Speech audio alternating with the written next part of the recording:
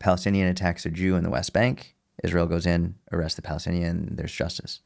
Palestinian attacks a Palestinian, Israel does nothing. Now, obviously, there's more nuance to this. Israel doesn't have control over every aspect of the West Bank. Is that why you think that Israel wouldn't go in? Is it because, well, it's against their own people, they have their own government, the Palestinian Authority?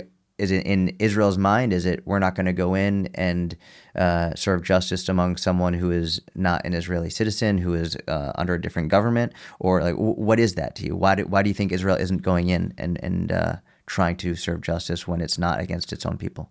Right. So to clarify, the Palestinians or Israeli Arabs who live under Israeli jurisdiction, there is justice for whatever happens to anybody, right? No distinction. Correct. But if we take the West Bank, Judea and Samaria, it's divided into 3 areas. Area A, B, and C.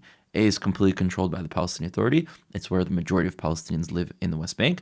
Area B is mostly agricultural land. It is controlled by the government of the Palestinian Authority, but by the military of the Israeli government. So there's security-wise, it's under Israel, but legal-wise, in terms of law, it's with the Palestinians. And Area C is fully controlled by Israel, which is where you have Jews that live in Judea and Samaria, the West Bank.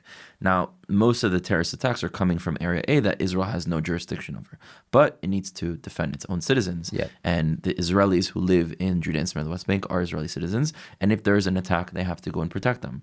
Now, if a Palestinian attacks another Palestinian, they're not Israeli citizens. They're not under the jurisdiction in terms of the land. And Israel kind of says, okay, Palestinian Authority, you have jurisdiction here. You deal with that. Right. I understand from a legal perspective to come to the conclusion, but we need to realize that we have the power in this land. With the power comes the responsibility.